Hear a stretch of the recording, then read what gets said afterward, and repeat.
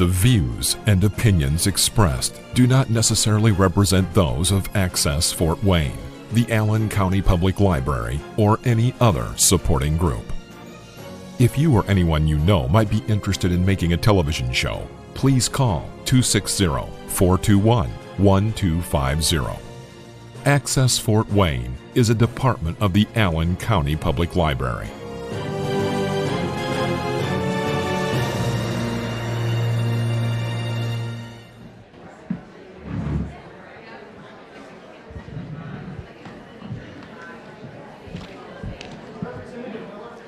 Good afternoon, everyone. So that everyone knows officially what we've done, we have requested of our elected officials to meet with their constituents. We've asked Senators Banks and Senator Young to hold town halls to meet with us. We've met with representatives of Stutzman's office, and he's always been too busy to meet with us. He can't hold a town hall. But let me tell you a little story. We visited his office this week and explained our concerns, invited the congressman to our town hall, and again, too busy. Shortly after we left, I got an email from 21 Alive News that told me the congressman was requesting airtime for the Friday 6 o'clock news. Okay, maybe it was just his free time. He can't meet with us during business hours. Okay, that could be real.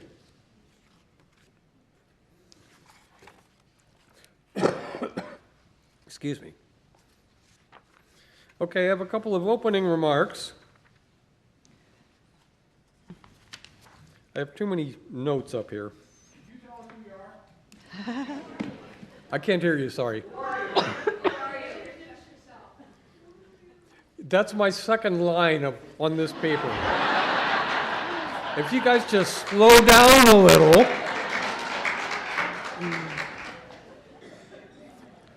If you want, I'll read it word for word. It starts off, town hall speech. All right, I'm not going to do that. Anyways, fortunately, these bright lights are in my eyes. I can't see most of you, or I'd be scared to death. Anyways, thank you all for coming. I'm Jim Carpenter, co-founder and group leader of Indivisible Northeast Indiana.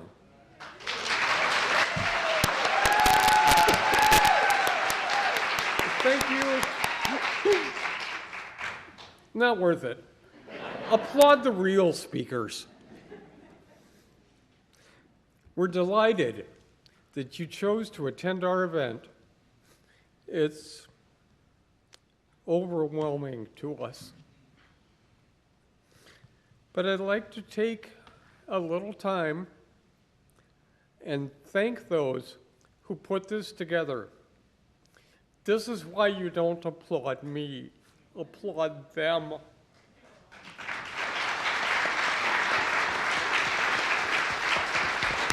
So when I call you out, please stand, say hi to the crowd. There's our event planners, my wife, Vicki.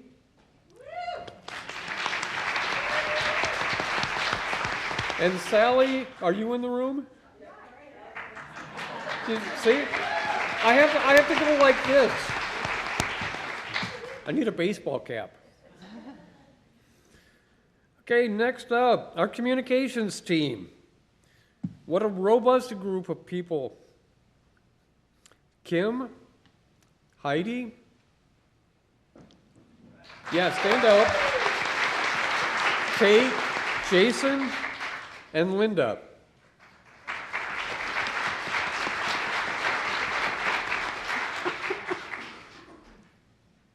Thank you for that. That's who really deserves the applause.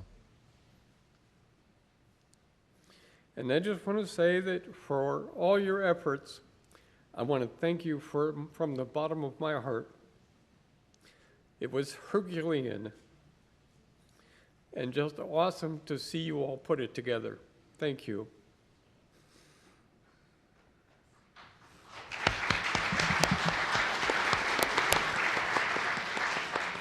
Okay, enough of the heartfelt stuff. Excuse me. For those of you that have read my work,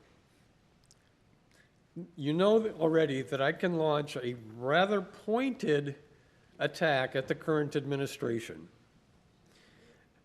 And those of you who I've spoken with at any length know I'm also capable of entering into an unprovoked, expletive-laden tirade. Fortunately, for your benefits, I'm going to avoid both of those today. What I'd like to do is talk a little bit about our Indivisible group. We started a little over 4 months ago, and it was my wife and I who wanted to help protect the rights of her brother and my brother-in-law, because they were looking at moving to Finland or Portugal because they didn't want their rights trampled on. And while it would have been really cool to go to Finland or Portugal, we preferred that they stay in North Carolina. I'm kind of a cheapskate that way. So that's how this whole thing started. We held our initial team meeting in January. Our team felt comfortably around our kitchen table, and we had chairs to spare. But, everything starts somewhere. We started getting going, starting to spread the word out, started a Facebook page. We were pretty jazzed, and we had 10 people following our page.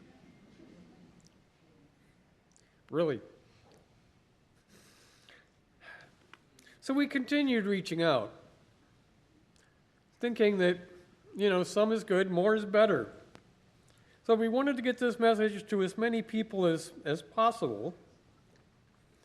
We began to coordinate our own events.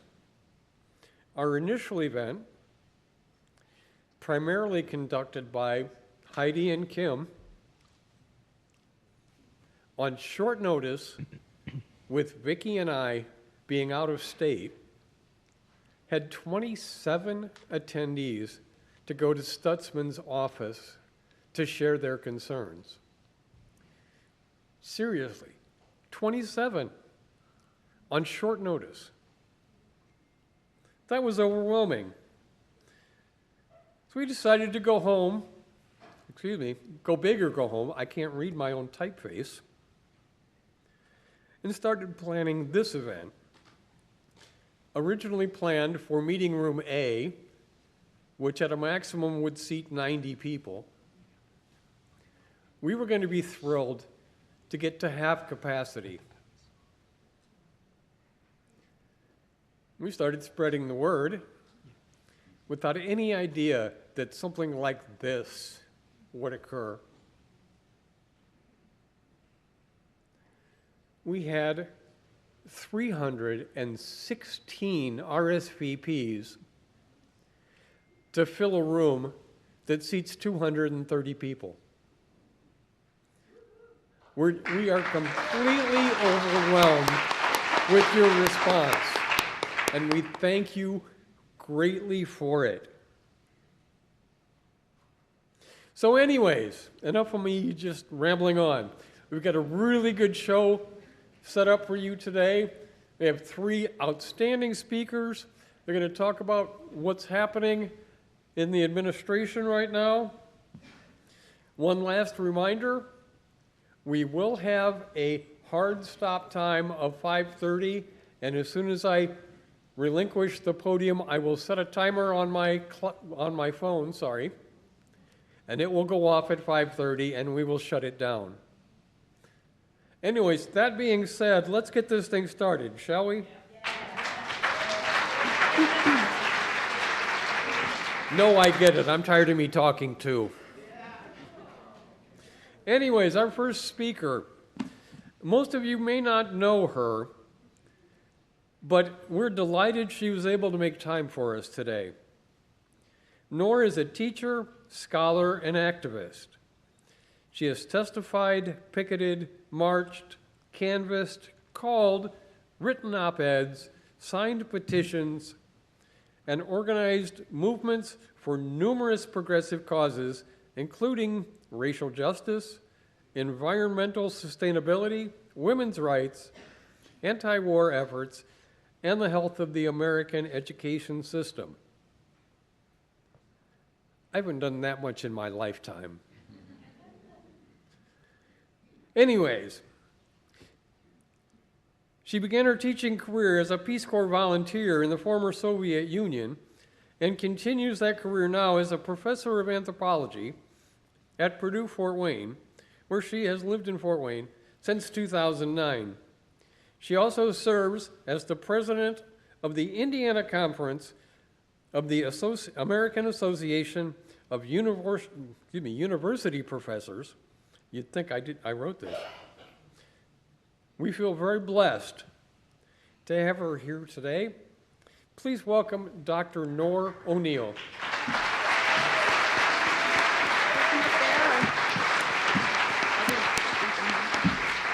Just stay there.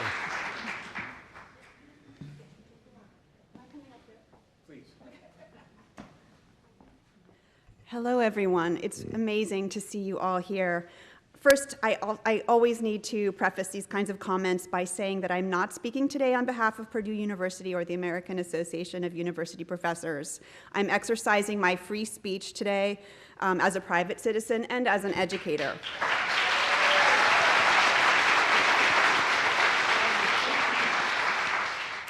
Looking around today, I see a diverse group in this room. We come from different places, we have different political leanings, we have different cultural backgrounds, but we share one thing. We know how democracy is supposed to work. Democracy works when lawmakers represent the interests of those who elected them. We have gathered in this room to let our lawmakers know that we are not stupid.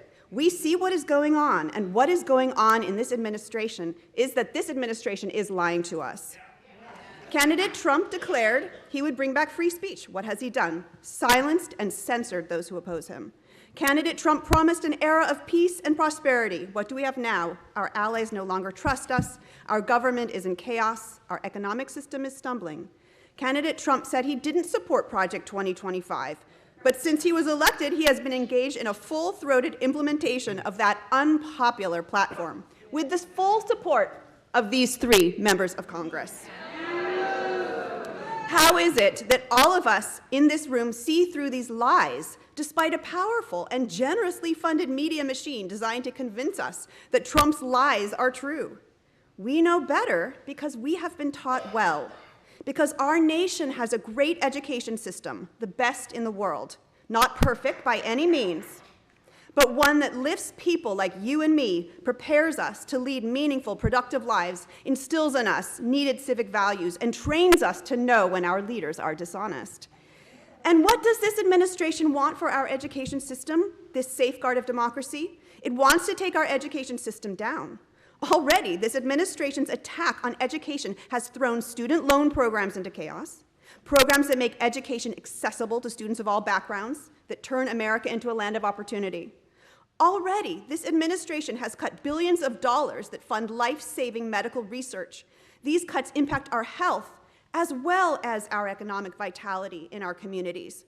The National Institute of Health website reports that Indiana alone stands to lose over $400 million of research funds and leave over 5,000 skilled Indiana workers vulnerable to layoffs. Already, this administration's cuts have drastically reduced scholarships for people training in professions we need them to enter, like medicine and engineering. And this morning, to top it all off, we've learned that the president signed an order to shutter the Department of Education. Through all of this, we ask, why? Why education? Why cut the sector that does so much to improve Americans' well-being and secure our nation's position as a global superpower? Make no mistake, the targeting of education is political. Our education system is where American citizens learn to think for themselves, and independent thinking will always be the biggest threat to tyrants and oligarchs.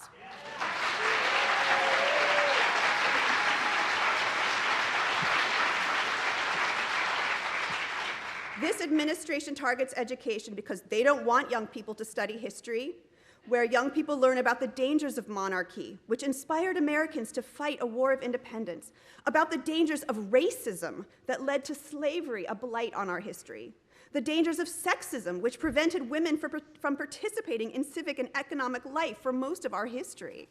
This administration doesn't want young people to understand the difference between a fair democracy where everyone has a say and an oligarchy where the richest few hoard the wealth we produce. They don't want young people to learn about organized labor, which slowly and painfully fought for the middle class to ensure that the prosperity we build together is available to more of us. They don't want our young people to study science, which teaches that the pursuit of economic growth must be balanced with living in harmony with our environment so that not only our children, but our grandchildren and great-grandchildren can live well. And forget about diversity, equity, and inclusion. This administration really doesn't want young people to learn about those. When this administration distorts the meaning of those words and censors those words from our nation's discourse, we must speak up. We must ask them, what is America if not a place where diverse people can live together? What is American democracy if not a political system that treats all people, or aspires to treat all people equitably? What is the American spirit if not inclusive, welcoming all because we are enriched by the wisdom and striving of immigrants? Thanks to the American education system and American universities like the one I teach at now, Americans are fiercely determined to think critically and speak truth to power. We know the difference between truth and their lies. We know the difference between empathy and their cruelty. And we know the difference between competence and their incompetence.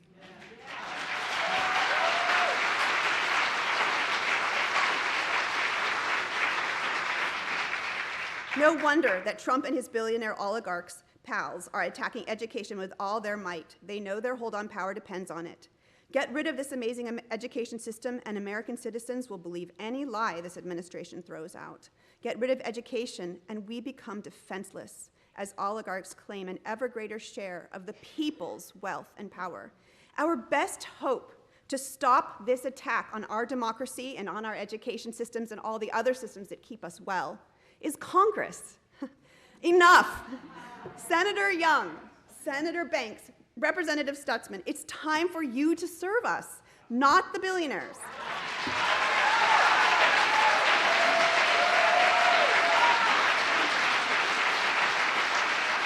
And that needs to start now. Show up, listen to us, talk to us. We're here. Where are you?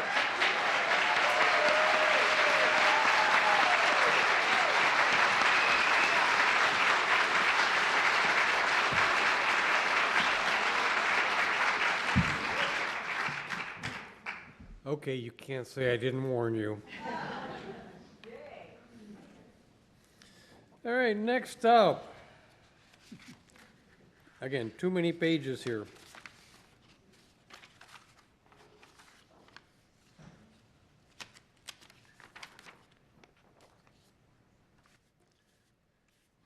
Next up, we have Representative Kyle Miller. He represents Congressional or State House District number 82 in Indiana, which also covers parts of Fort Wayne.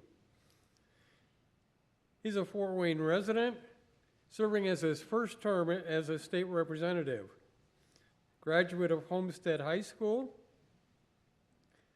and he's steadfast in wanting to help Hoosiers access quality and affordable health care with an emphasis on ensuring that veterans who served our country are taken care of once they're back home.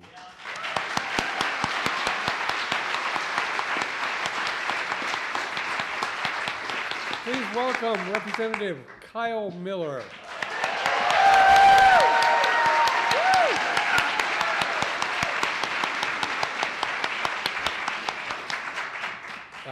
I can assure you that my speech is not as exciting as Dr. O'Neill's. Before I get started, I do want to say that Senator Banks' office has donuts both outside and in the overflow room, and I legitimately hope that you all go out there. Not only are they good parlor donuts, but we obviously would want Senator Banks here to be able to interface with him. But while his office is here, I think it's important that that's at least one way we can touch base with his office. So feel free after to go grab some donuts and talk to Senator Banks' office. So as Jim said, I serve District 82 in the Indiana House of Representatives. It's downtown Fort Wayne and then some of the surrounding areas. I serve on the Financial Institutions Committee, the Public Policy Committee, and the Commerce, Small Business, and Economic Development Committees. We were invited here, obviously, today to comment on the Trump administration and the way things are going. I think it's important for Leader GiaQuinta and I to speak on how what's going on a federal level affects the state and how we do our work. Obviously, this year is a longer budget session, and so we're crafting the budget for the next 2 years. It's tough. Not only would we normally be looking for the forecast, the fiscal forecast in Indiana, but it's even more tough with some of the things that are coming down from the Trump administration. So I want to touch on a few quick areas here of things that we're watching on a state level and how it might impact not only the state of Indiana, but Fort Wayne and Allen County as a whole. So obviously, we've seen the Canada and Mexico tariffs, both on, off, on, off, on, off. And it's important to note that Indiana would be the third most impacted state of those tariffs. We're expected to lose if the tariffs were to go through as originally proposed. Indiana would stand to lose almost $5 billion in economic output. Here, a little more locally, it would absolutely cripple General Motors in Allen County. And so we're seeing all of these industries impacted by the chaos and uncertainty of what's going on a federal level as far as economic development goes. As far as education goes, as Dr. O'Neill said, we're now facing the dismantling of the federal Department of Education. Indiana right now receives about $2 billion from the federal government for our education system. And the cuts that are coming down, the dismantling of the Department of Education stands to impact rural schools more than the rest of the state. There's a certain amount of irony there because I think we've seen that those are President Trump's voters. And so for them to be impacted, I hate to put it this way, but you get what you ask for, and this is what they've asked for. I think a potential upside, if I could say there's any potential upside to pushing all education back to the states, is that here in Indiana, we have called for years to do away with standardized testing. We test our we test our kids entirely too much. My wife is a first grade teacher this year, and the amount of testing that she has to do, the amount of testing that's done in third grade, is kind of crazy. And so when we have proposed doing away with some of the testing, we hear that, well, we have to because we get money from the federal government, and that's what they require of us. So I hope we can have a really frank conversation about the amount of testing we do in Indiana, and potentially be able to set the stage for the rest of the nation and how we can test our kids without over-testing them and overburdening our students and our teachers. So we'll be looking at some of those things as some of the chaos simmers down. And then lastly, as far as healthcare goes, 70% of Indiana's budget for Medicaid comes from the federal government. We're already, and I think Leader GiaQuinta will talk about it. There's already a bill impacting Medicaid that was made a little bit better. It would have capped India's Medicaid program at 500,000 participants, which would have kicked numerous people off of Medicaid, getting the very important health care that they desperately need. That was amended out in committee, and so that cap has been lifted. It still would make cuts to Medicare, which we don't agree with, which we would like to see actually increase, giving people access to the needed health care that they need. So quite honestly, I hate to say it this way, but who knows what happens if they slash Medicaid at a federal level. And then finally, you know, IU and Purdue do some phenomenal research studies in healthcare. All of that is likely to be impacted with the cuts of the federal government. So it's really, you know, we've faced headwinds before. But this feels different. This feels chaotic. This feels like it was meant to throw us all into chaos and to have us figure it out for ourselves. So I'm hoping we can band together. I'm hoping we can get through this period and figure out how everything shakes out, and then as a state become a leader, as representatives become leaders in moving the state forward and the nation forward. So thank you all for being here. I appreciate it.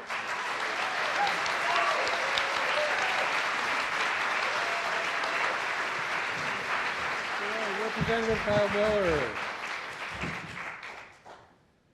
And one last speaker, and I've got to say that based upon the first two speakers, really feel we pulled off a coup to get these speakers. Wait a minute. Was the word coup banished by executive order? Okay, we just did something really flippin' cool. Not a coup. Anyways, our final speaker, he has so many legislative accomplishments that we would complete the entirety of this town hall if we listed them. Because I've been around a long time. Come on. In this bio, he's only been elected since 2008. He's elected as the Indiana House Democratic Caucus leader in 2018.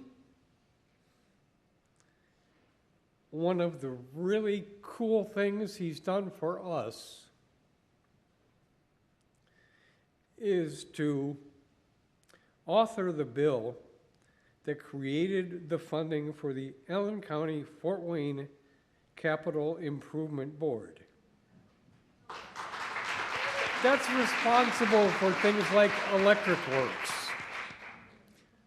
All told, this work has generated about $150 million in economic development in this area. Yeah, that's worthy of applause. So we're delighted he found time in his schedule to come visit with us. Please welcome House Democratic Caucus leader, Phil GiaQuinta.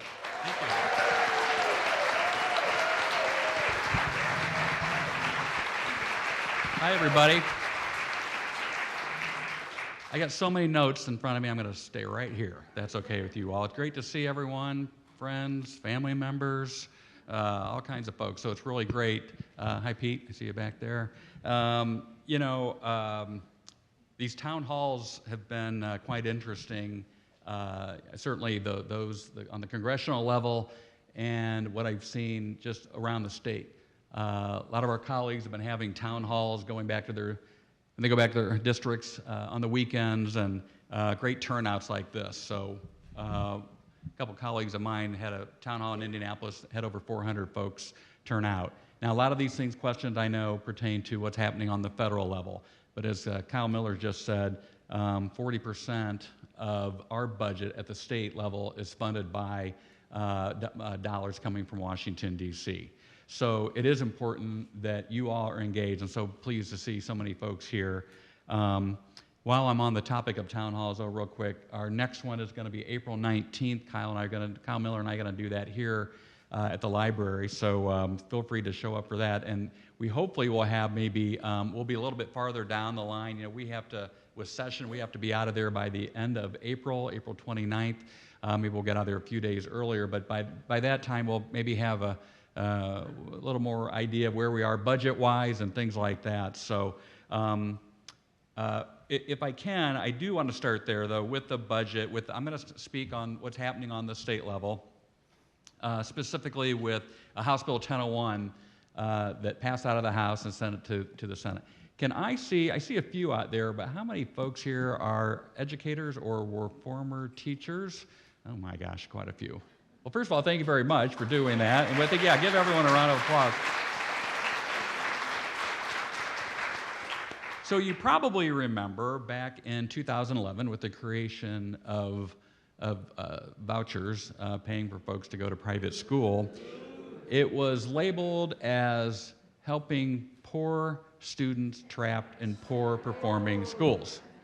It was labeled as helping out poor students trapped in poor performing schools. And the reason I bring this up is because this was back in 2011.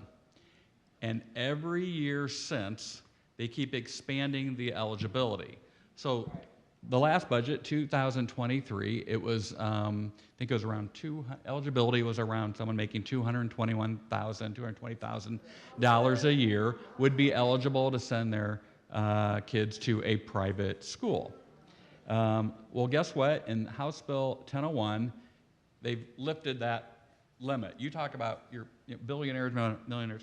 So now those folks will be able to, with tax dollars, be able to send their kids to private schools. So there is no income guideline. They're just taking the roof off that, which I think is a bad idea.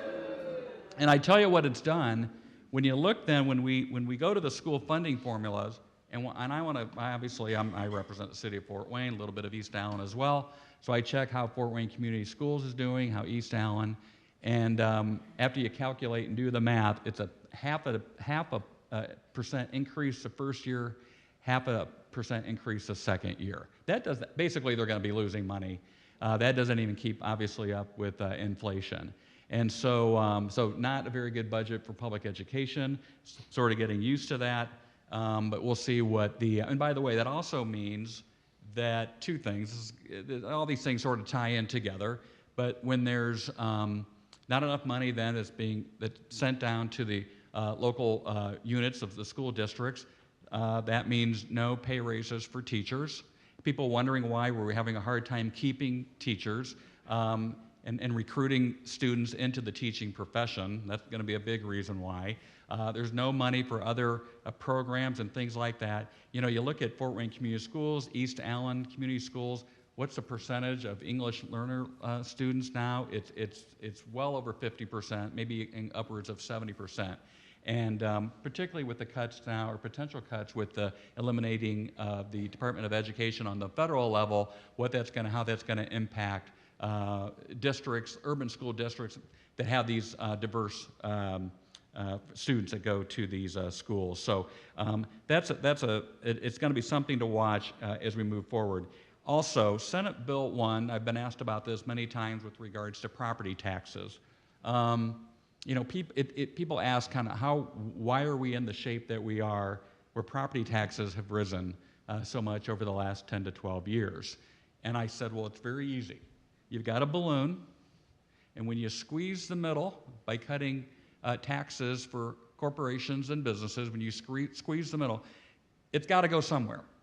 And it's called a shift. So it's shifting then onto the local level.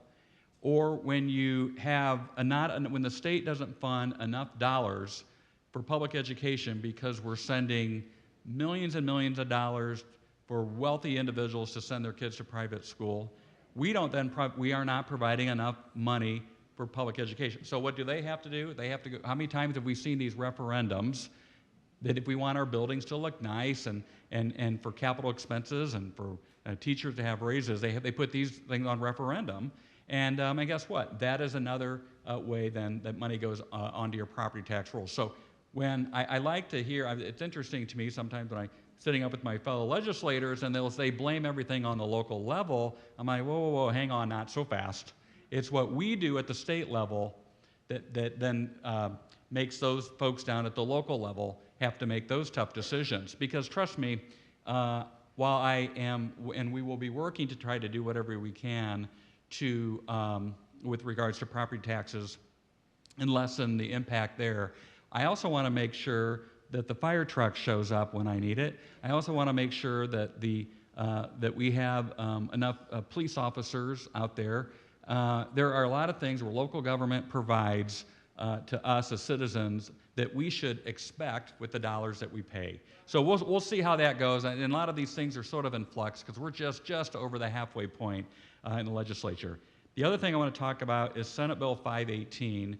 You may have seen about this, and it's interesting to me that the talk started when Senate Bill 1 was heard, and then Senate Bill 518 was heard. Senate Bill 1 talked about property tax relief and how can we consolidate school districts and things like that. Maybe something to talk about. And then what does Senate Bill 518 do? It says that anytime, I just mentioned referendum, anytime those referendums are passed by a public school district, you now have to share that with charter schools. Any charter school that has over 100 students would be eligible to, now you have to share that. Well, guess what? A couple things. Number one, now you're going to have charter schools opening up all over the place. And number two, they're going to have to ask for more money because, hey, I need the Fort Wayne Community Schools may say, I need this much money, and that's what but now that I got to share it with another charter school, I got to ask for this much more money.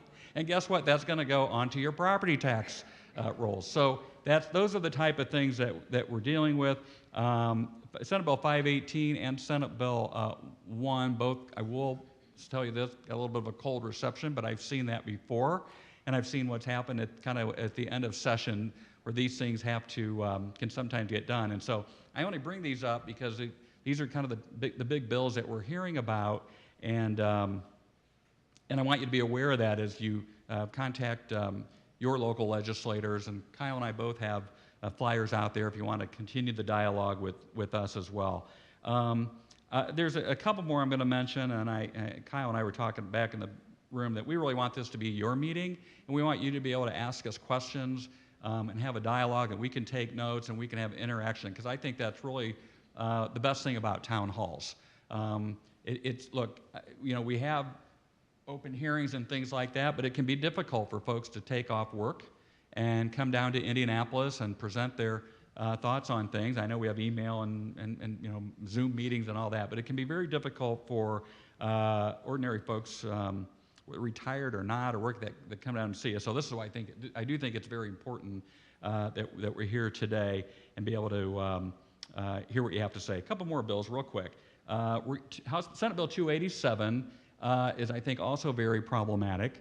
I don't know who here has ever thought about running for the school board, but folks in Indianapolis decided they think it's a good idea to now make school boards partisan. And I think the last thing we need right now is more politics put into our local schools. We saw what a disaster that was. Frankly, during some of the COVID meetings and some of the frustrations that folks had there. But, this is about educating kids. We don't need to be, again, putting more politics into school boards. It's what's best for kids, what's best for children. And I know that bill is on final passage. It's been amended. We'll see where it comes out at the end. A couple more that I think might be of interest. House Bill 1007 has to do with these, I always get the acronym wrong, but the nuclear power type SMRs. As a side note, real quick, we did have a bill that got a hearing on, and I wish it would have got a vote and would have come to the floor by improving the access to more renewable energy. And I think that's very important when it comes to how we're going to sustain our the grid and those sorts of things that you've heard. And I just think it's really important to continue to have that discussion as what we can do to increase and encourage more wind and solar in this state. You've seen a lot of businesses are looking for ways, frankly, to get away from the old coal and the plants and things like that, which would be awesome. However, House Bill 1007. While thinking nuclear may be the answer, the problem that we have on it is that it's still going to, the ramp up, if you will, the planning and all those things when it comes to building one of these things, basically is going to be put on the ratepayer. And for those of us that we know, we've got Google and some of these other places coming into around our area and in the States, fine, but maybe why can't they chip in a little bit? They're making plenty of money. And so it'd be kind of nice to not so much be focused on the cost be shared with the ratepayer. And then finally, Senate Bill 2, which did receive a hearing, and it's going to go back up to Ways and Means with regards to Medicaid spending. As Kyle did mention, it did get a little bit better. However, there's still some things that are problematic there with regards to some additional work requirements and some additional reporting, no advertising. I mean, we want folks to be on these programs that can't afford it because, as we all know, it's more expensive to get health care and treatment in an emergency room than it is to go to your doctor on a regular basis. And if we can have more folks doing that, we're going to lower the cost of health care. So we'll see where that goes. The biggest problem there, again, back to the federal level, is what's going to happen. What's going to happen really at the federal level with all these programs? With this, I see Trump and his group wants to. You talk about dismantling the Department of Education. They want to go full-blown vouchers everywhere across the country. So there's just a lot of things that we feel. And I think that's giving angst, really, frankly, to one of our colleagues in both sides of the aisle as to what's going to happen at the federal level, because it really does affect our budget here in Indiana. So with that, I'll end, and we'll turn it back over to our MC. Thank you, everybody.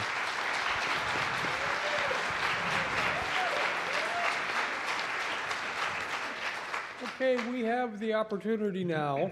If any of you have questions for our speakers, we have a microphone over here. Stand in line, ask your questions. Shouting from the audience will be considered disrupting. Go to the microphone, please. I really appreciate hearing what's going on and what's affecting us locally. What I want to know is, I'm vigilant. I still read the newspaper every day.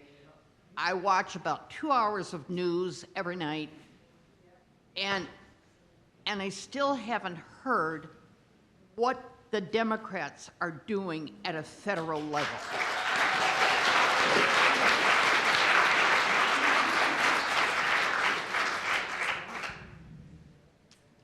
I had a feeling that was going to come up. Kyle, why don't you take that?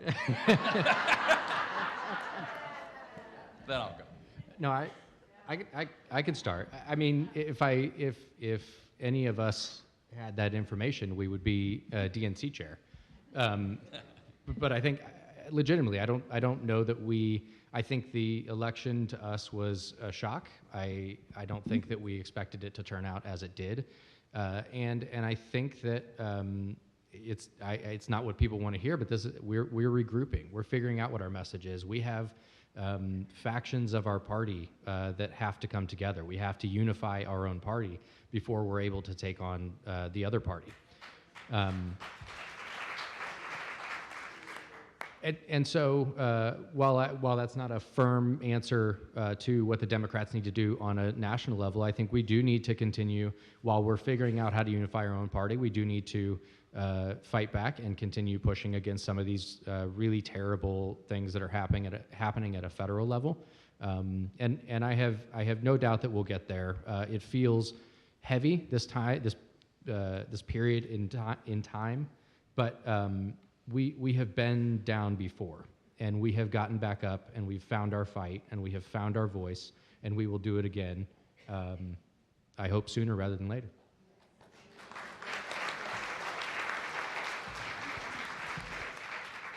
Well, the strategy that you've seen coming out of the Trump administration is by design.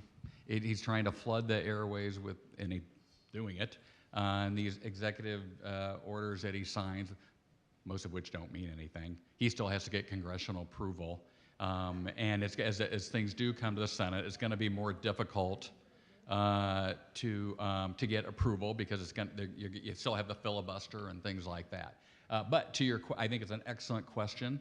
I think Democrats need to get out on the road. I saw Walz, the former vice presidential candidate, said, "Hey, look, I'll go to your town hall if other folks don't show up."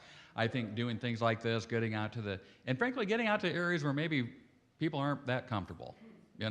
Maybe we should go into the kind of these areas, whether it's rural, whatever, where we maybe normally aren't there, and listen to folks and see what they have to say, get their input, and have just more continued dialogue.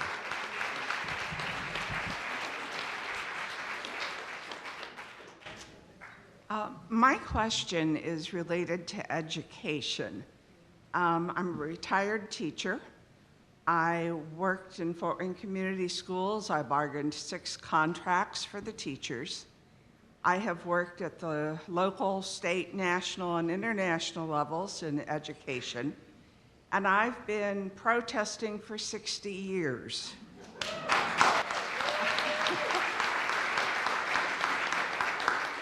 I was in 8th grade when President Kennedy was shot. I saw Dr. King 3 weeks before he was killed at Manchester College. I saw Bobby Kennedy come through my hometown before he was killed 3 weeks later. I don't have a 3-week appointment with Trump, but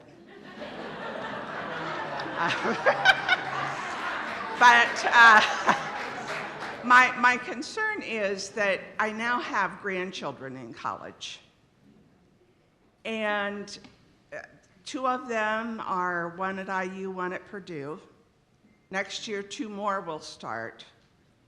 And they need help to go to college. They need those Pell Grants and federal grants.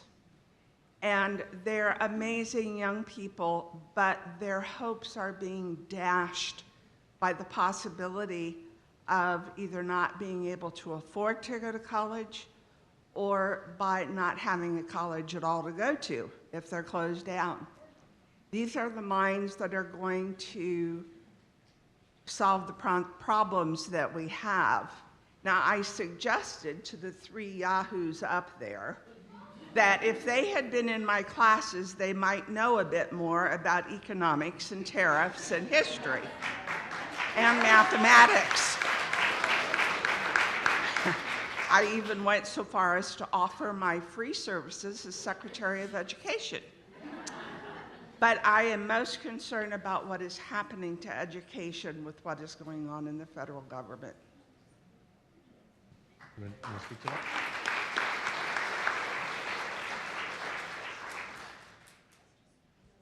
Really say anything right now about what's going to happen. I know that educators, wherever we are, we're going to continue to try as hard as we can to educate the people that are in our classrooms, and we're going to build power at the campus level. That's what I'm doing and students are doing, the AAUP is doing.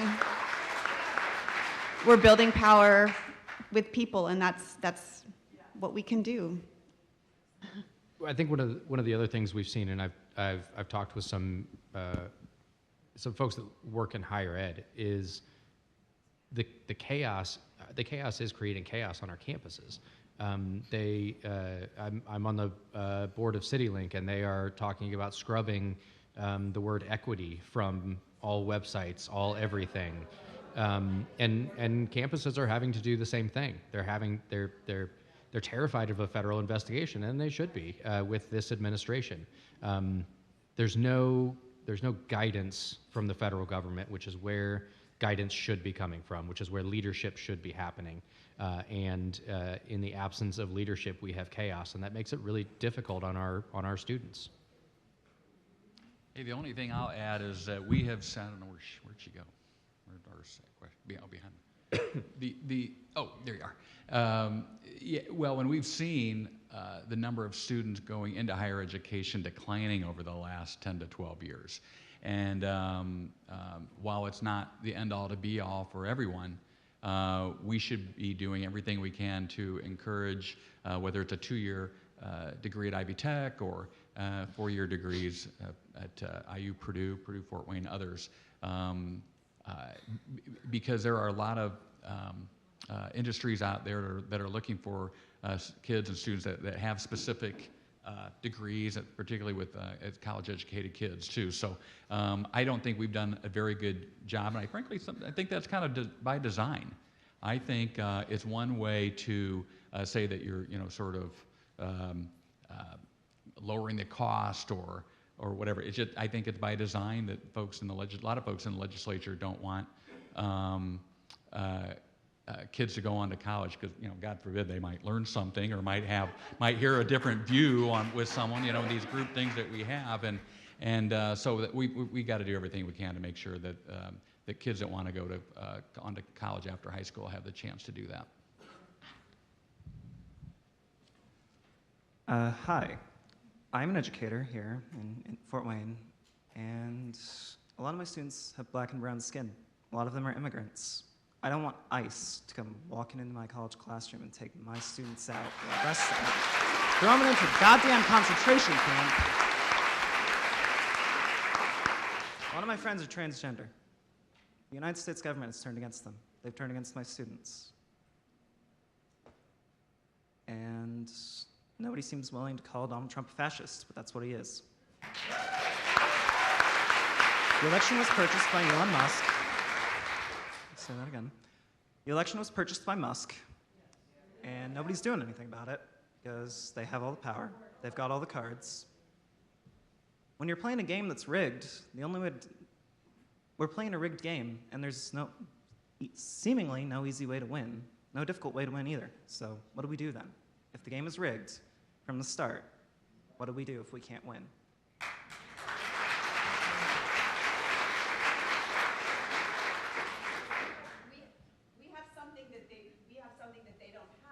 They have the money, they have the power, but we have the numbers. And it's not easy to get people into a room like this, but this is a good start. Continue to work with Indivisible, with other organizations that are resisting this agenda. All of you get 10 of your friends to the next event. Support our hard-fighting legislators in our state. Yeah. Was it? Give money to the causes you care about, that are defending our immigrants and our LGBTQ brothers and sisters. Yeah. Excuse me. We have asked to only speak from the microphone. This is your last warning. Do not be disruptive from the crowd, please. Do you want to say anything? Mm-hmm. No. Do you want to say anything?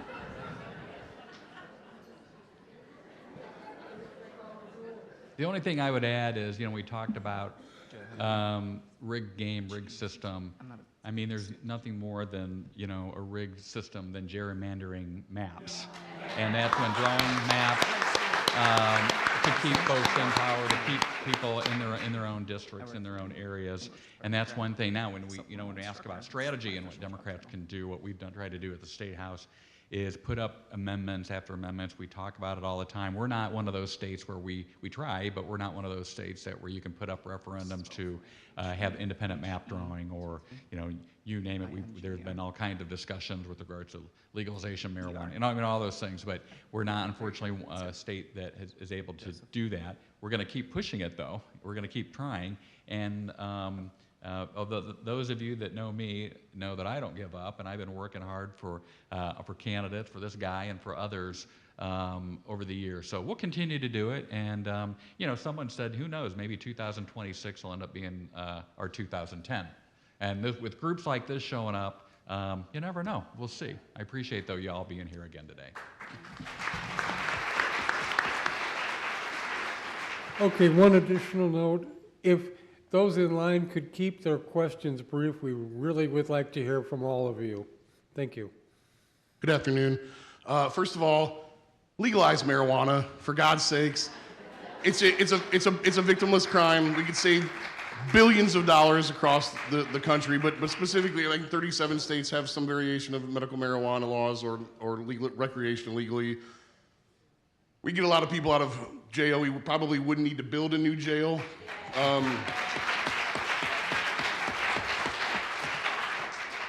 But I mean, if you look at Marion County, if you look at Lake County, there are thousands of people. It costs about $50,000 a year to incarcerate somebody. It's just bad money. Speaking of bad money, PFW is building a $450 a square foot dormitory. $450 a square foot is what you pay for Manhattan or South Beach. It's 110 or approximately $100 million. It's bad money. I've called Kyle's office. I understand that you only have so much to do about it. Most people probably don't know that that's going on, but $450 a square foot is ridiculous. I'm an advocate of PFW. I'm a donor. I'm a season ticket holder. What's good for PFW is good for Fort Wayne, but $450 a square foot for a dormitory, somebody's paying that cost. And it may not be people here, but college students have to pay that, right? Their moms and dads have to pay that. That's exorbitant. That's what, again, Chicago, $450, if you have a 2,000 square foot home, which is average, $900,000, the equivalent of $900,000. That's not sustainable. Why? And I filed a FOIA Information Act. PFW has no information. It's built on state land with tax dollars. How can they have no information? Thank you guys. I appreciate your time here.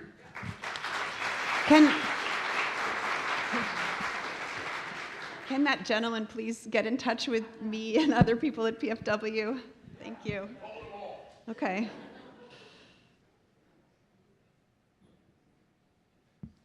Okay.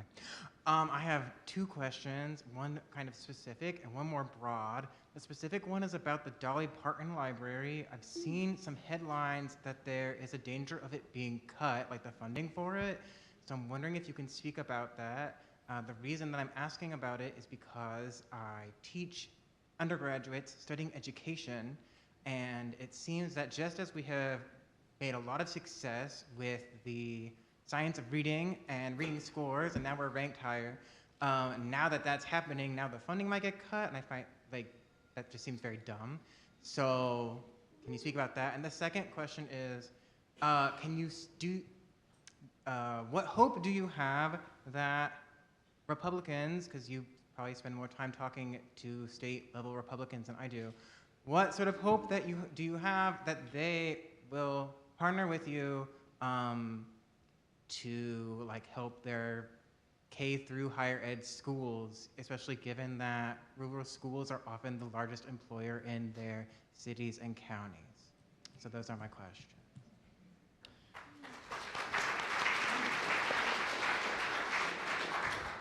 So as far as the Dolly Parton Imagination Library, we'll approach. I will approach somebody and say something about the Dolly Parton Imagination Library funds getting cut, and they will respond with something like, "Oh, the governor put his wife on that, so it's good."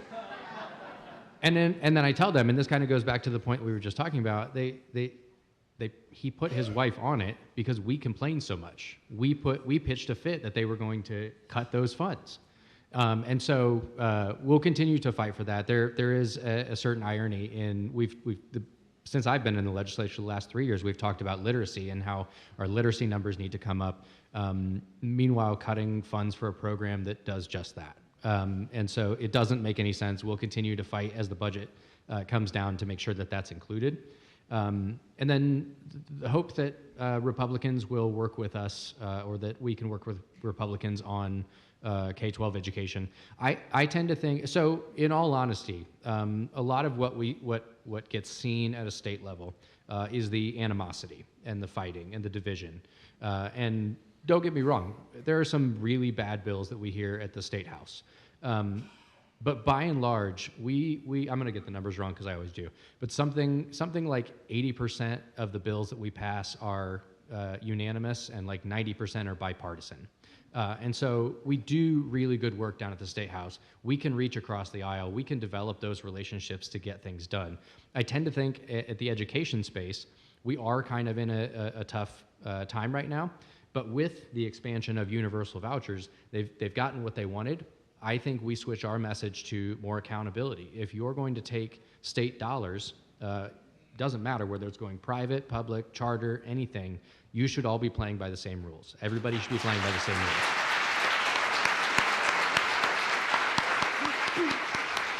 And so that's my hope, is that now that we, I hate to say it this way, but now that we've kind of lost the voucher fight, we need to make sure that we're holding them accountable. And I think we've seen some cracks in that with Senator Mishler a couple of years ago, really going in on the private school that his kids go to, because they essentially said, we don't have to talk to you. We don't have to work with you.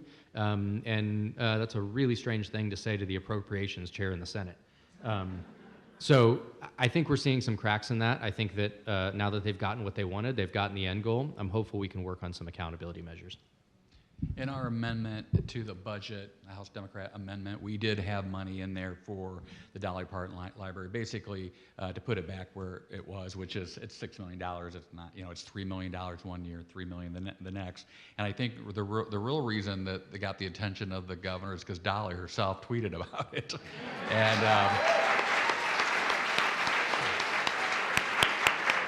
And all of a sudden he put Mrs. Braun on the job, so we'll see how she does. So, and then and I know I've talked about this probably a lot already, but the thing is about vouchers and my siblings went to parochial school, Bishop Luers, and my dad paid for it. They didn't have voucher stuff back then, but the problem is to me is that I don't really see what that does to help improve education for our kids.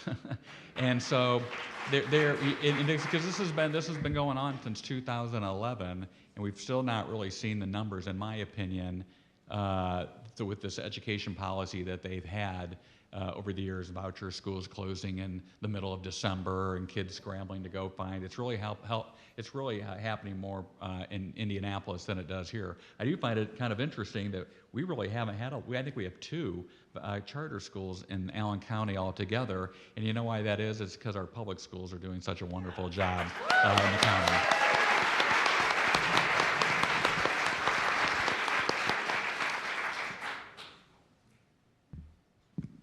My name's Chris Tallow, and for the last 30 years, I've been a pediatrician here in Fort Wayne. It's been the honor and privilege of a lifetime. I own a small pediatric practice called Kids Healthcare. My practice is owned by me, not by a hospital. I'm not rich. I believe that all children deserve good healthcare regardless of insurance. Healthcare is too expensive. Medicaid is a lifeline for poor families.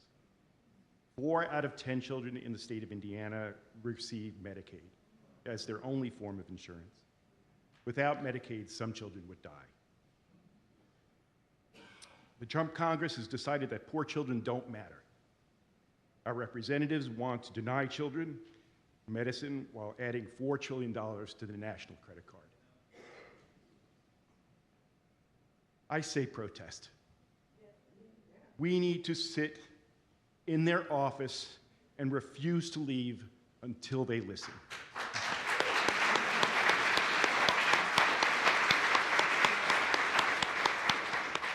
We need to fight for our children and the disabled.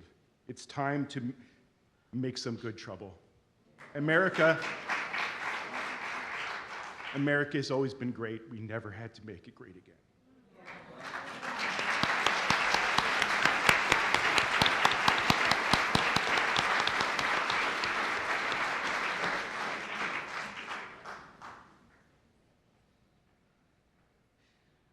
One of the biggest issues of concern to me is the attack on libraries and museums.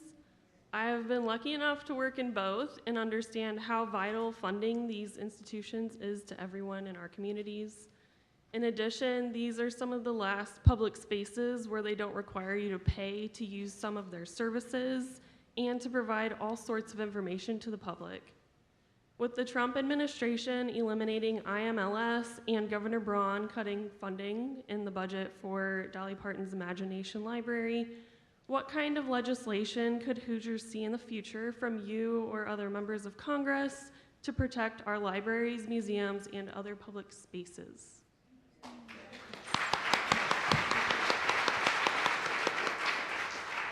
That's a great question. I saw something on social media that said something like, I'm glad that libraries exist already, because can you imagine the backlash we would get if we were just like, hey, you have free books now?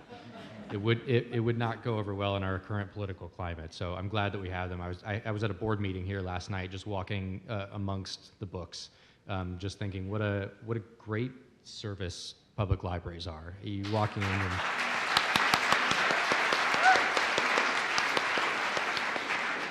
so as Leader GiaQuinta said, we sometimes all that we have is our voice in the super minority in Indiana, and so we do things like we put up an amendment to the budget to make sure that our priorities are heard.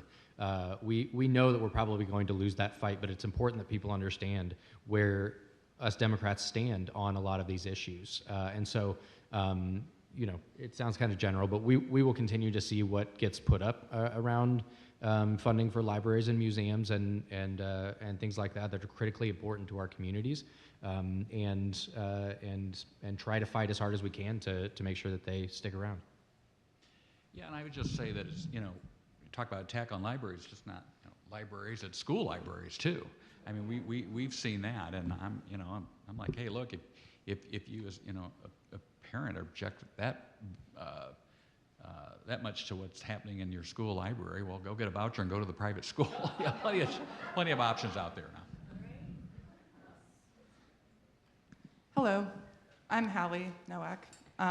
This is my first town hall meeting I've ever been to.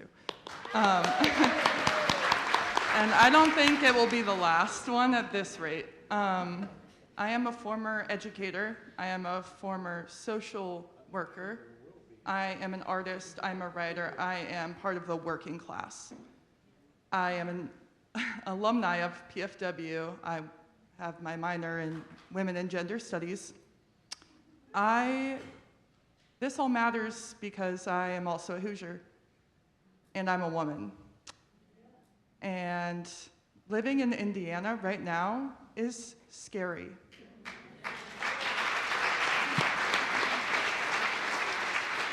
For a long time, everyone on the right, even this administration, was denying the existence of 2025, Project 2025 being on a part of their plans. It's clear to us now that it is, and there's no denying that. I feel good to hear people acknowledge that that is in fact the plan, because it is. And I am very concerned about our ability to speak up about this, our dissent and our rights being slowly stripped away over time. I'm afraid of us losing that ability based on ICE taking away people like, the Columbia University protesters. And last night, Trump was thanking our governor for his support of his plans, and this is our state. How can we support each other as community members? How can we organize to protect each other? And what measures will you be taking to protect Hoosiers from Project 2025?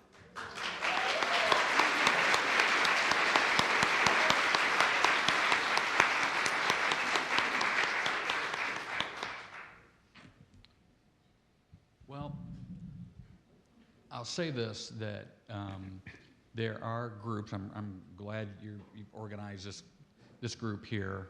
I don't know, it's interesting to me because people will tell me, neighbors, they don't talk to each other anymore, and it's not like the old days when, my old days, the street light came on, you went home, those sorts of things. But everybody knew each other on the block, and I think we probably need to make sure.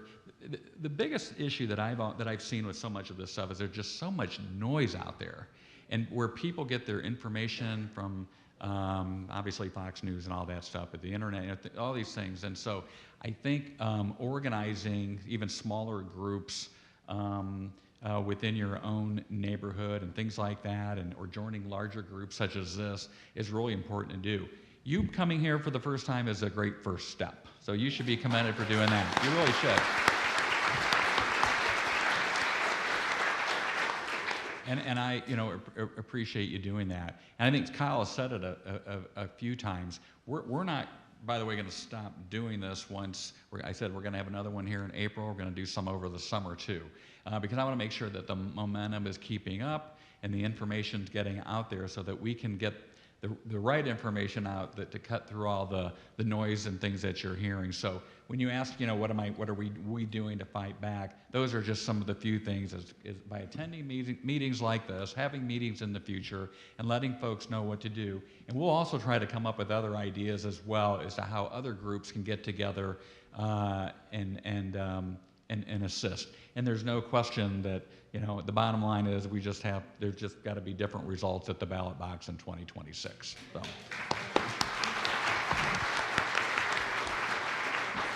How about this? We'll defeat 2025 in 2026, something like that. I don't know. Stick to your day job. Yeah. Okay. Okay. Marketing's not my thing. I can't say enough good things about Indivisible, which our local chapter organized today. Those of you who've been attending the nationwide calls with Ezra and Leah, who are the founders of Indivisible, you know that they are masters of direct action organizing, which is a fancy way of talking about building people power to resist these kinds of agendas. And I think we can work with them and similar organizations. They know how to use tactics, escalating tactics, to put pressure on people like these people. It's a slow, long slog to get these kinds of people to listen to us, but we have to be in it for that, and we have to stick it out and keep coming back to these meetings and events. I will agree with everything that they've said, and I'll add, continue to reach out to your representatives. It feels helpless. It feels like you're talking to a brick wall, and a lot of times you are, but we can't stop that. We can't stop reaching out to our representatives and letting them know how we feel about all of these issues. Despite how they vote, if we stop, then they win. And I think the more that a lot of these decisions impact people's day-to-day lives, the better chance we have of really organizing and coming together and having a cohesive message. The party in power right now will overstep. They're power drunk. They will do it. And we need to be there to capitalize on when they overstep. And I said it in an interview today. I think the caution that I will give to Governor Braun is that the governors in recent history that have focused less on social issues and more on economic issues and making our state economically sound have fared much, much better than the ones that have focused on divisive social issues. You see Mitch Daniels, and I understand we don't agree with everything that these governors have said or done, but you've got Governor Daniels, you've got Governor Holcomb, who were largely well-respected because they didn't get into the weeds. They didn't try to focus on divisive social issues. And then you have Pence, and it looks like Mike Braun that did. And if Pence hadn't been rescued by President Trump, it was likely he could have not been governor for a second term. And so all of that to say, keep up the pressure. Even on us, even on those you agree with, let us know how you feel about these issues. Because if we stop that, we have lost.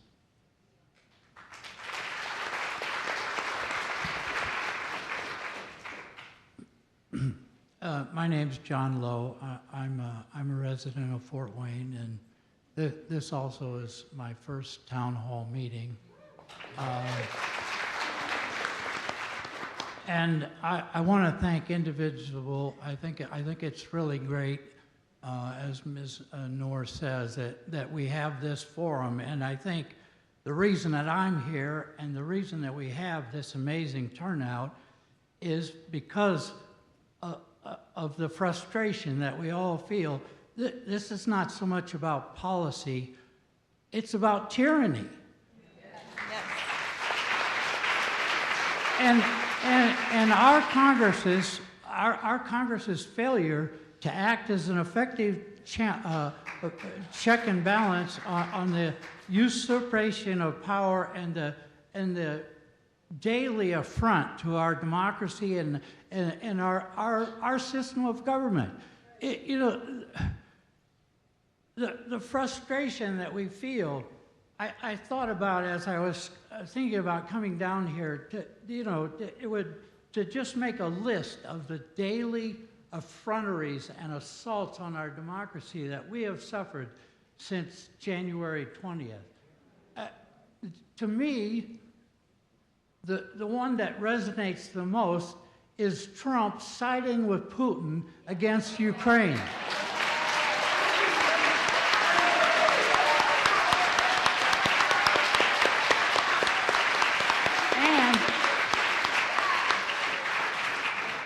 But it would be a long list. I mean, but I was thinking, when I thought of that list, I was reminded of the Declaration of Independence. And you may recall that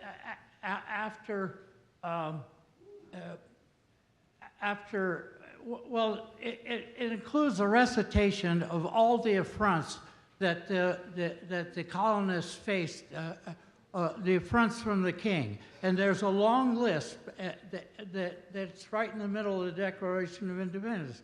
And I thought, here we are. Our Congress won't act for us. We, the people, we should create a list and title it the People's Articles of Impeachment and circulate it, tap into this fine group here, circulate it for signatures, and I imagine we'll get tons of signatures. And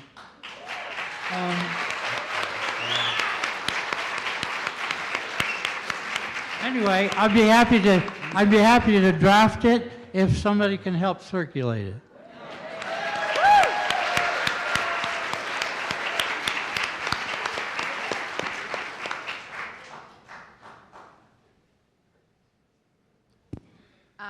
So I'm here today because I am proof, and my children are proof, that the Department of Education is essential. I was really disheartened yesterday as Trump used children as props that had lined up behind him as he signed that executive order. Legally, we know that these cuts would have to pass Congress, but we also know that Donald views himself as a supreme leader and exempt of accountability of equalizing branches of government. States are already in charge of their own curriculum, and this department, through federal funding, fills in the opportunity gaps for kids in need. I am a low-income mother of 4. My children have chronic illnesses, ADHD, and autism, and one of them has a traumatic brain injury. My oldest will be the first in our family to graduate with a college degree in forensics.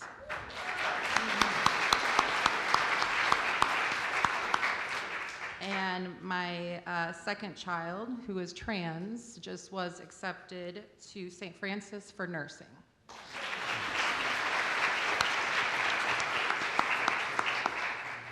What I want to stress here is that the full bellies that my children sometimes did not get in my own home were filled by the schools.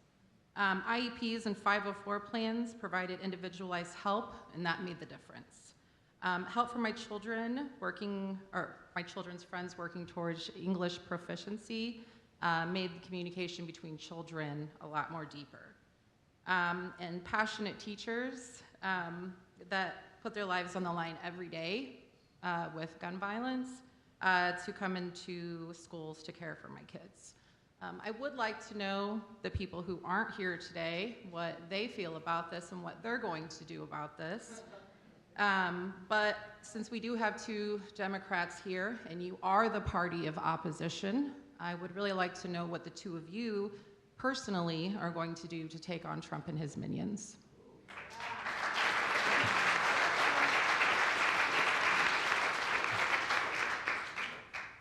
I think that what we're seeing in Indiana is Trump in miniature. We're seeing Governor Braun do the exact same thing with executive orders, with the issues that he's pushing.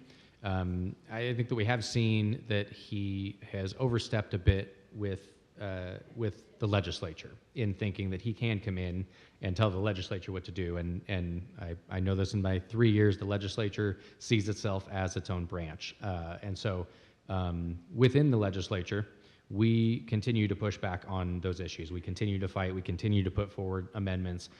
There's a rule in the House called the bill pending rule, and I won't take you through the ins and outs of it. But there really is only one mechanism for getting Republicans on record for some of these issues, and so sometimes we will not file a bill at the beginning of session, because if we do, we can't put them on record. It'll just go into committee and die in committee. And so we continue to do things like that to craft strategy and to craft a message as a caucus on what we believe in and what we push for. And then with issues that come before us that surely are going to come down from the Trump administration straight into Trump miniature. You know, we'll continue to push back. We'll continue to put them on record so that people can see what their representatives are voting for.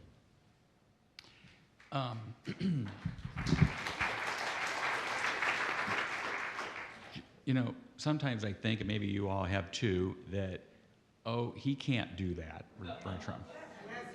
So whatever you think he can't do, he's going to try and do.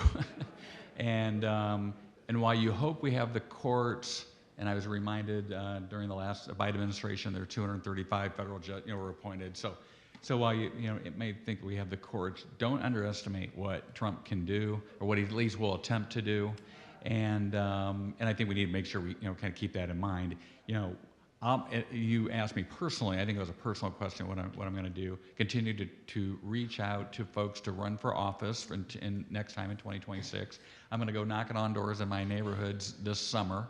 And engage folks one-on-one. I do think it's important that those conversations really continue to happen. Things like meetings like this, I've mentioned that before, and that's what we have to do.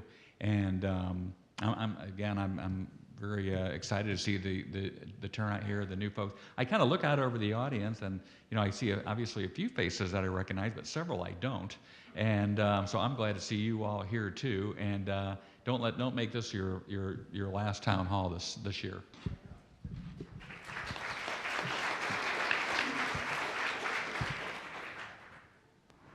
Okay, I'm sorry, that's going to be all the time we have for the Q&A session. We're going to move right into the empty seat portion. Those of you that are in line with questions can go first in the next segment, if you're still willing to wait in line for a second. Anyways, that being said, let me show you how this works. As I said earlier, you get 1 minute to address your comments and concerns. My wife is on the timer. She will have no problem cutting me off. Just watch. Anyways, let me show you how this works.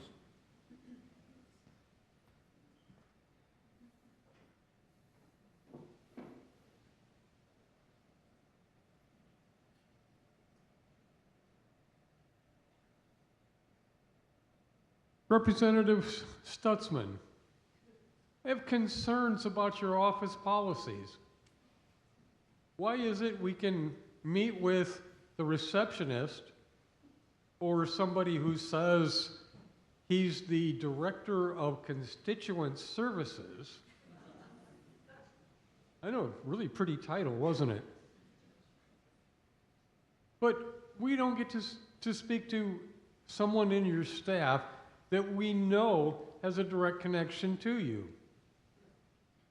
Also have a comment for Senator Young.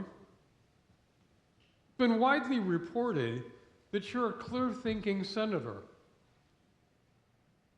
You voted for Tulsi Gabbard? I can't make the connection, sir. And I also have a statement. Oh, that sounds like I'm getting cut off. I'll go quickly. Why the heck are you guys wearing my old shirts? You're up. So I'm just going to ask the question that I had in mind anyway, just even though we're not going to probably get a response. But my name is Sandra, and I'm here as a representative for Fuerza Unida, which is a new group that I'm starting. And I want to thank all of you, including the ones who are not here. As a proud member of Indiana's Latino community, I have to ask, What are you doing to actively support and protect Latino immigrants and Latino-owned businesses right now?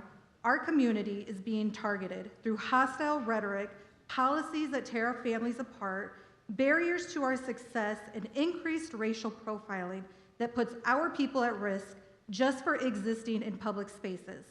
I heard the comment earlier that executive orders are meaningless because they go through a process, but for us they are not meaningless. They create fear, real consequences, and a send message that our lives and rights can be disrupted at any moment. And when Trump says he won't follow even the Supreme Court rulings, how can we trust the system to protect us? While everyone is suffering and worried, my community is being directly targeted. I know some people have brought up these issues already, but I feel like it is my obligation to speak up for those who can't. This is why people are losing faith in government as a whole. It feels performative. What real action will you all take to defend us and not just talk?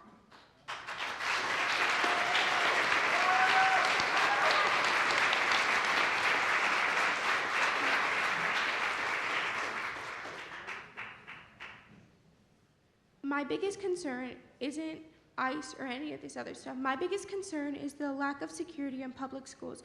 Last year I was a student in Northwood Middle School and we had shooter and intruder drills almost every single month. We had a school threat. There was a man with a gun lurking on school grounds, and the only reason why security even knew is because me and my best friend saw him through the window in 8th period. There's one security guard to protect anywhere between 300 and 627 students, and quite frankly, I don't think that's enough with the amount of gun violence and violence in general. I think we need more than just one person to be in charge of all these kids' safety. Personally, I believe instead of spending $31,083,240 on pouches to put our phones in that even prevent us from calling our parents in these kind of situations, all that money should have gone to upgrading security to keep me and all these other kids safe.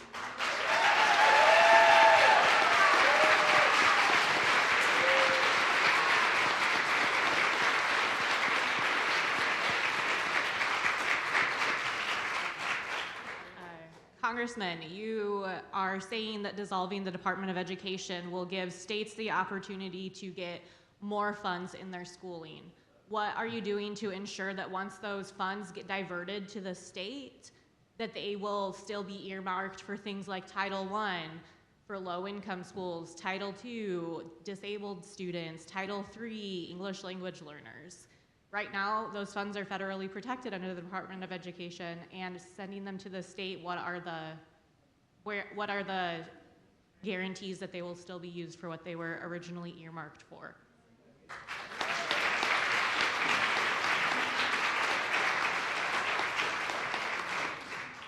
Good afternoon and welcome to the city.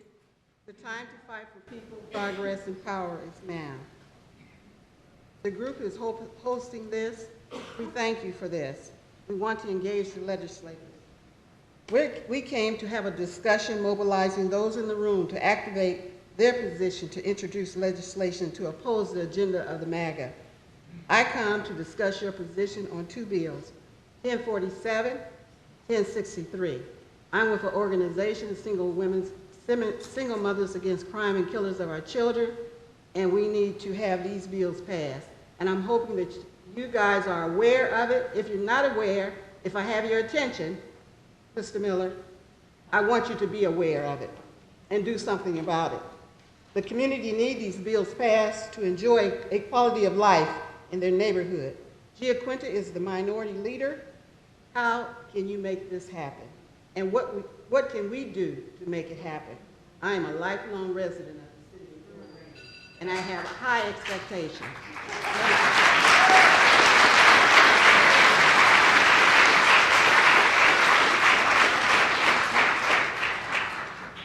I think we can all agree that what's happening in our country is not about cutting waste. Trump is turning our country into an authoritarian rule, and the cardboard heads up there, I just want to know, I want to know how you will vote when Trump starts doing the things, cutting vital Medicare and Medicaid for the sick and elderly, cutting vital Social Security that we have paid all our lives into, cutting our veterans' benefits who selfishly served their countries, cutting the right that women still have, cutting LGBTQ rights that they still have, selling our national parks to the highest bidders so they can rape the land, so when they build oil wells or build freedom cities, selling our post office to the higher bidder, invading Greenland, Canada, etc.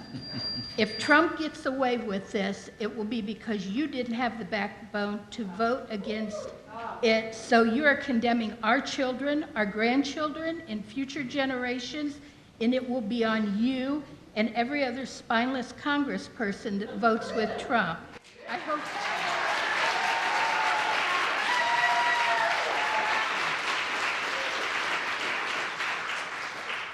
you can live with yourself.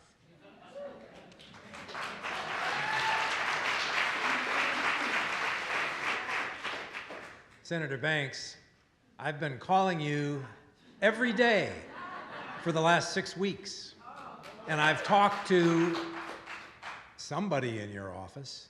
I don't know who it is, but it's somebody that I talk to every day. And I keep telling him about my concerns about your behavior and about the president's behavior and what's happening to this country. Now, what I have gotten just today is a response, again, not directly from you, but from a spokesman for you. A couple weeks ago, I told you about a town hall that was occurring in Fort Wayne and said you would be welcome and invited. We would love to hear from you and have a chance to speak to you. But this is the response, at least from your spokesman, that I received. And I think some others may have seen it too. There was a statewide town hall a few months ago, and Hoosiers overwhelmingly voiced their support for President Trump and his agenda. Senator Banks represents nearly 7 million Hoosiers in the U.S. Senate. Attending a fake town hall with a small group of whiny Democrats suffering from Trump derangement syndrome is not at the top of his priority list. Senator Banks, that tells us how many of your constituents you really care about. And about half of them you don't care anything about. And you obviously don't want to hear from, but you're going to hear from them anyway.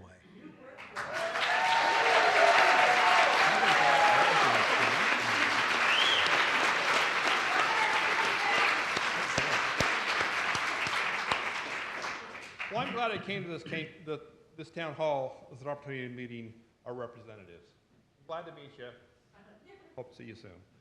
The reason that I wanted to talk was I had sent emails off to Mr. Stutzman in regards to Social Security, stating my concerns. And I didn't think I'd ever hear a response from him, but I did hear a response from him a few days ago. It was a nice cover letter that sugarcoated all of what he was doing. The only thing I saw that was meaningful is that he really didn't know what the answer was. Let's tax the rich. Let's make this Social Security go for another 75 years. I hope they do that. I don't know if they will or they won't. But anyway, a couple of days after that, what's in the news? They're cutting Social Security workers by 50%. They're going to close the different various shops. And I want somebody to draw a line between what they did and what you told me in the letter. That's all I'm looking for is a little information. Thank you.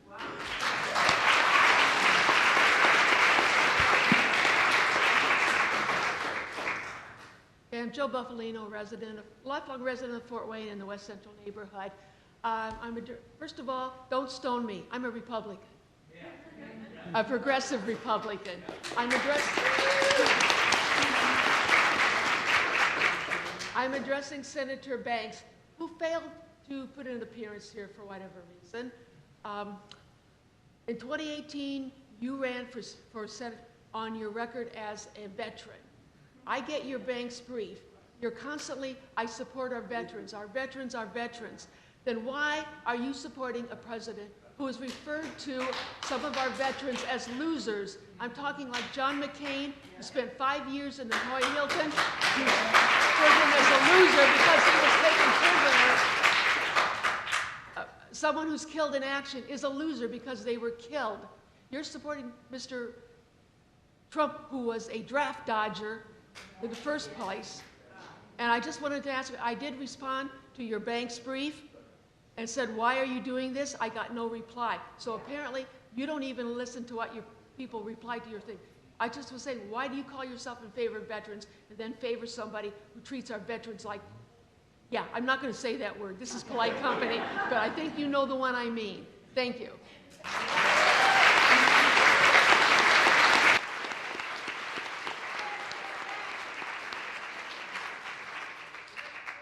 Hello, my name is Susan Eisenhower. President Eisenhower was a Republican we could all be proud of. That's how I'd start. There's often talk about the budget and the deficit. And to me, and to most of us that have had budgets, budgets is about income against expenses. We hear that the drivers of the deficit are Social Security, Medicaid, Medicare, and defense, but we never talk about the income side. I have 3 words I'd like to ask you to do, which is tax the billionaires. We've done that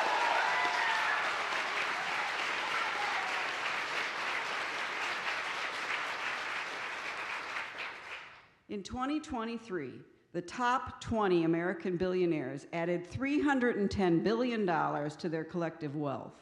They are worth $1.9 trillion aggregate, 30% wealthier in 1 year. The top 20 own 40% of the wealth of the Forbes 400.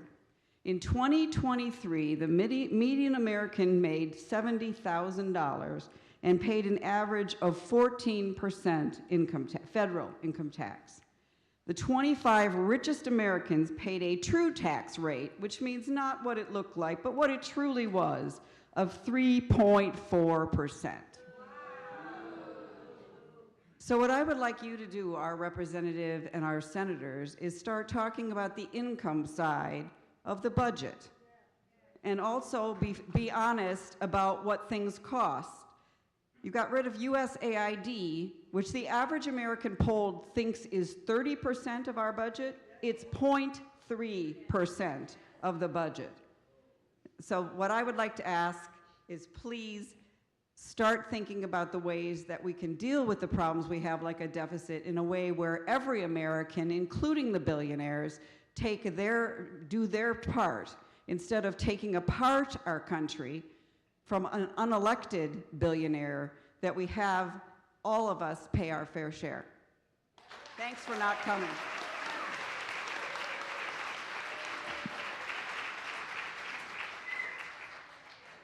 My name is Annalisa Gross, and I also want to talk about income taxes. And normally I want to be a good civic participant and pay my taxes, and I do pay state and local taxes, but I will not be paying my income taxes until checks and balances are restored at the federal level. I will not be paying income taxes to be stolen by thieves and given to their billionaire friends. I will withhold them. I have friends who are planning to pay $17.76 as a statement of what they value, which is democracy, which is freedom. That will be their symbolic action. I will just not be paying mine because I'm willing to take that risk. You can change your W-4 now to not have any withholding so that your tax dollars are not pre-taken out from your wages. And I don't exactly know how it works if you're retired, but I'm educating myself because I want our power to be in dollar terms, which seems like the only language that is heard by our current administration.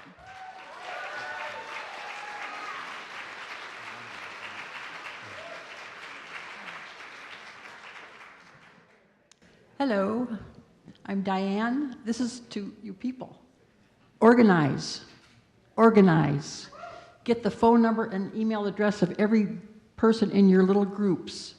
Because the little groups first now, and then bigger groups can form. But we got to start organizing now. I'm surprised we didn't start doing it in November. I don't know why the Democrats didn't start planning in November. But organize, organize, organize.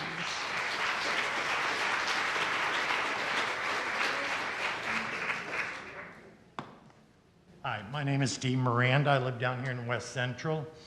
And in December, I asked, I don't know if any of you were there that day, but how many registered Democrats did not vote? I would be curious on that.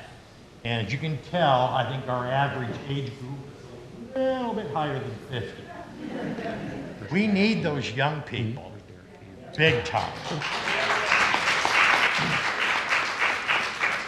If we don't give these young people an opportunity to come to one of these meetings, we will lose again. Because we're already Republican, you might as well forget, Dems can't do anything. But, you know, the only reason I found out about this, because there was an article in the newspaper. Other than that, I never heard of Indivisible or whatever it is. What I'd like to see is, I mean, Democratic Party does send me emails, because I do look at those things, but so much of it is so scattered. This person had a walk yesterday or today at the courthouse, I guess, or something like that, or the other. But we don't hear you. I think it's too late. We've had, what, 4 months or 5 months of Trump, and I don't hear one voice here in Fort Wayne, Indiana. Because if not, you're just preaching it over. And I'm getting the nods. Nobody knows what you're going to, what's the plan? How are we going to win next year, or the next year in the term? Midterms. Yeah. What are we going, that's what I'd like to hear. I don't want to hear Senate Bill 1. I don't want Senate Bill 999. If you want us to know about it, put it in print, in one place, or one email, so we know what's going on. And one other thing, if perhaps you can help me out, maybe Mr. Miller. What are they going to do with the jail downtown? Nothing. Nobody is saying we're building a $300 million jail. 2 of the floors in this jail are empty, and they rotted and they just deteriorated. Somebody should be accountable for that. But do any of you guys know what they're doing at the jail? Yeah, I'm not sure if I'm allowed to answer questions anymore, but I'm going to. I think it's very important. Yeah, I mean, it's under the purview of the county government, county commissioners. I don't know the answer, but you can certainly check with the county commissioners. They run the jail. You know what they never do? But just like these 3 people, call you back. And I really want the lady before me, who I know. I don't know. What? No, the commissioners. Oh, they don't. See, that's what we run into. Soon they'll sell it. Well, I'd just like to pick up on the word spineless and ask our senators and congressmen, the Republican senators and the representative in the House, are you comfortable with the cowardice that you're exhibiting? The Congress has the power of the purse. The Congress creates these agencies. The Congress, actually, in the Constitution, has the power to impose tariffs. Yet you sit back and you watch our president and his Doge buddy dismantle the agencies that have been created by your branch of government. Wake up, get a spine, please.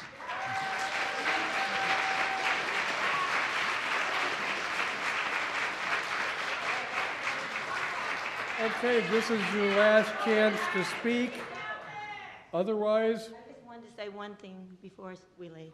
I want to thank Phil and Kyle for always showing up. So let's just get. Again, my name is Nina Bailey, And last year, I ran for Allen County Council at Large. But these gentlemen showed up at every forum. They answered the questions. When we have Stutzman and Banks, they never show up.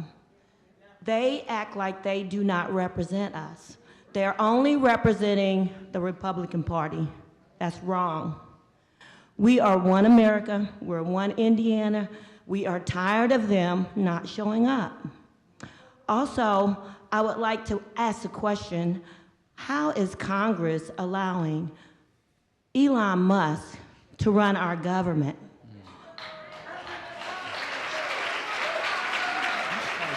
Like we said, we have spineless congressmen who are afraid of this horrible president that is just taking our country and just dividing it constantly. But again, I just wanted to get up and thank you guys for showing up. Thank you for showing up for us. I'm proud of you guys, and it's nice to know that if I have a problem, I've met you along the way, that I can personally call you guys and get a response. Just know, don't stop showing up, you guys. Don't stop being involved in the process, because without people who represent us, we have nothing. You see where they are today, they're not here. So we want them to know that they represent all of Indiana and not just the Republican Party.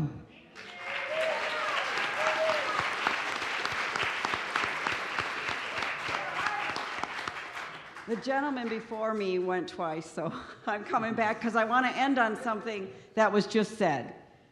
245 million Americans are eligible to vote. 77 million voted for Donald Trump. 75 million voted for Kamala Harris. That means 168 eligible Americans did not vote for this administration. So those are the people we need to reach, and we can do it. Okay, we have time for one last speaker, and then we have to do the hard shutdown. Go ahead. Hi, I'm Rick Johnson. This is my first town hall ever in 58 years. I would like to ask the representatives that are here a question. I would like an answer that is emotional from the bottom of your heart. I don't want to hear pat answers that we all know. If you were a Banks or Young or a Stutzman, what's the one thing that we can do that's going to scare the hell out of you and make you do something different? Is it taking away your monies, taking away sponsors? Is it really losing constituents because they don't seem to care? Is it not getting elected again? What is it that's going to motivate these guys to do something different than what they're doing now? Thank you.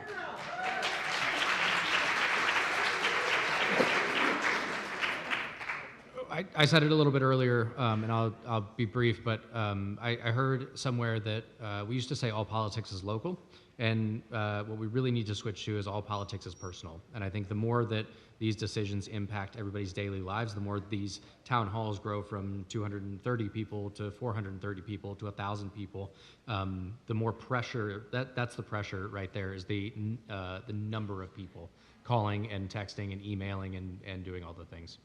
That's the fear. Yeah, exactly. There's no greater fear or motivation than for your job. And that's what we have to do to, I hear that, you're exactly right.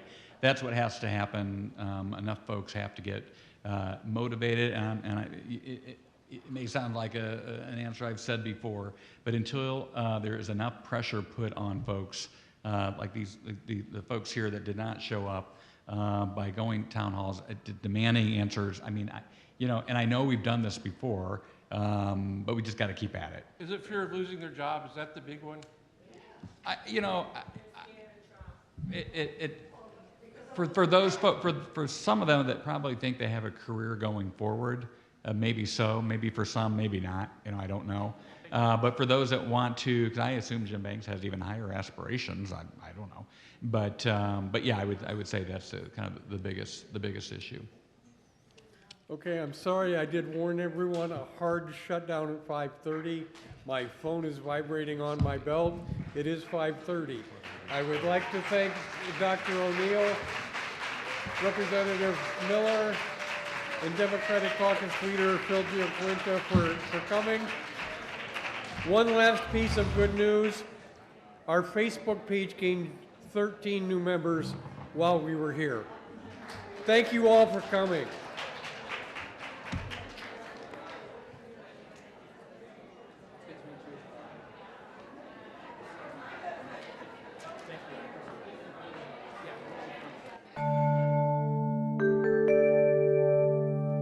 Production facilities provided by Access Fort Wayne.